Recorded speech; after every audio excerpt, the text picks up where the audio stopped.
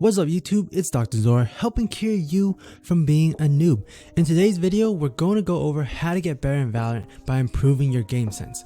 Game sense is all about decision making and understanding what plays to make at the right time. So what we're going to do in this video is review tips and tricks on certain scenarios that you may experience in the game.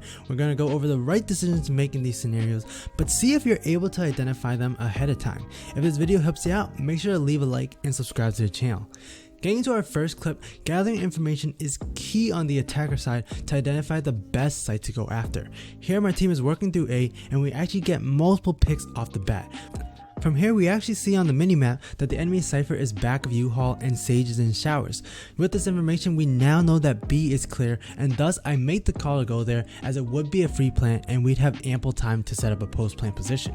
What ends up happening though is that I'm the only one that teleports and my team who has the spike actually decides to stay on A. As a result I have to end up giving a big sigh and trying to flank the A players to win the round. To make things worse, my cypher actually ends up dying and we do not have time to try to kill the remaining players. My location also gets exposed by cypher, so the flank fails, which is always great. Now there's only 17 seconds left and I have to make a fast play here, and I end up using my ultimate and dashing over to U-Haul where cypher is to try to kill him before the timer ends, and we just barely make it with 6 seconds left. If the enemy cypher actually just ended up running away or running the teleporter, he could have played the time and win the round. But you can see from this simple method of just identifying enemy positions, it was very clear that the right play was a hit B, but because my teammates decided to stay A, the round became much harder than before. Honestly, I really couldn't believe how stressful this round ended up being when I played it out.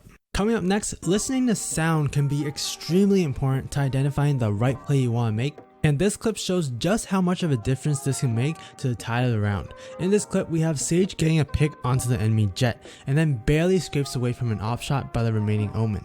Now if we pause here, we have very good information.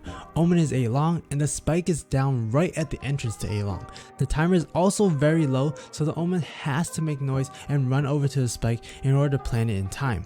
With this information and sound, Sage is able to make a very simple play. She can get into A site before Omen does and play an unsuspecting angle. With a little time left, Omen has to run the site and plant, and once the plant sound is heard, Sage can then peek and kill the Omen for free. This is the best play that could be made with the information we have. Omen has a little time left, we know he has to run for spike and then run to site to plant. With this time pressure, loss of noise has to be made, and by listening to the footsteps and spike plant, the round can be easily clutched. What ends up happening though is Sage ends up just walking around A short and not really doing anything. As we said earlier, Omen has to run for spike and make a lot of noise.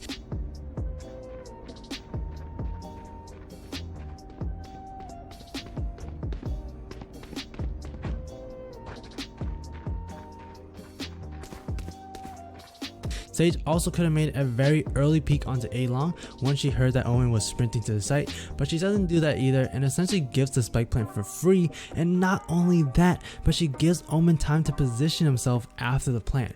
Because of this poor decision making, the huge advantage that Sage initially had is now given away to the Omen, and she ends up in a sticky situation and loses the round. Again, the game sense was the key difference in what could have happened and what ended up happening, and I thought it was important to see how each scenario played out. With that being said, a great way to improve your game sense is trying to identify what the enemy is doing and adapting your play based on that. This clip is quick, so make sure you're paying attention. This round starts off with the enemy brimstone throwing a deep smoke into garage. Now if an enemy is doing this, chances are they are trying to get into the back of garage for a surprise angle later in the round, or they're expecting to block off the attackers to get a free ultimate orb. Most of the time if a smoke comes down, you don't want to push it, but with how slow brimstone smokes go down, you can sometimes surprise enemies by timing a push before the smoke goes down, and that's exactly what I do here, and brimstone was not ready for it at all and I get an easy kill. Looking through this further though, the play was great, but sometimes enemies may have multiple players covering garage, which could have put me in a bad situation to do this play. What would have been better is to flash through first to blind the players, and then even if there was more than 2 enemies, they would have been blinded and I would have been able to grab at least 1 kill. With that being said, knowing if an enemy has an operator can be huge in your decision making. You want to identify if an enemy has the credits to afford an operator, as well as which agent has the operator and what position they play. In this clip here, we try to take B as we don't have control of anywhere else on the site, and I actually end up getting some really nasty shots on the first two players. From there though, my position is now known and I don't have much time left, and I'm forced to go B, which I know the cypher is expecting. I also know in previous rounds he used the operator and was playing C, so if I just ran up normally, I would have ended up easily in his line of sight and I'd be dead. With this information, the likely position that cypher is C connector, and knowing this, I need to do something unexpected to throw him off. I also have 7 health, so going into a rifle duel is a little risky, and the operator is my best bet to get a quick kill. So I actually grab an operator and jump peek this angle rather than peeking it normally, and it surprised the cypher. He didn't even react to it, and I finished off with the clutch. Last player standing. Cool. 1 enemy remaining. No. I have the spike. Let's go, baby! Oh my god. Let's go! Easy clap. We're going to continue with the game sense tips, but make sure if you haven't already that you like the video and subscribe to the channel. This video is also sponsored by ProSight, so if you want to use the perfect crosshair in every game that you play, this program allows you to do this. Even if your game doesn't have any crosshair settings, you can still get the crosshair that you want with this program.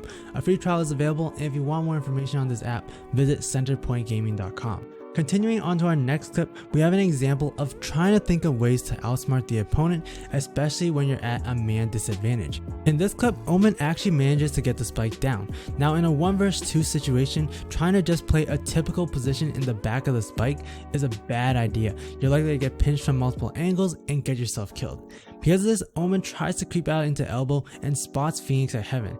I don't believe Phoenix actually saw Omen move out of elbow, so this little detail actually gives Omen a chance to get into an unsuspecting position right behind the box under heaven. This is an angle that many players actually end up neglecting to check, and as such, Phoenix and Raze actually end up running right by him, and Omen's able to get an easy kill and create a much more winnable 1 vs 1 situation. From there, the round is played out pretty typically, where you want to hide and wait for the defender to tap the spike.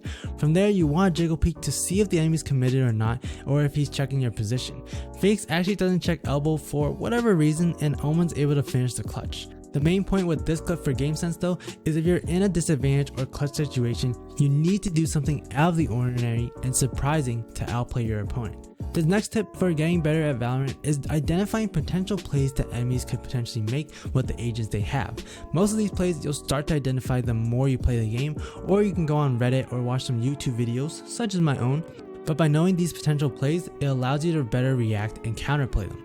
For example, in this clip here, the enemies were showing a lot of presence in middle and grass, and we end up in a 3 vs 4 situation due to Sage having her res.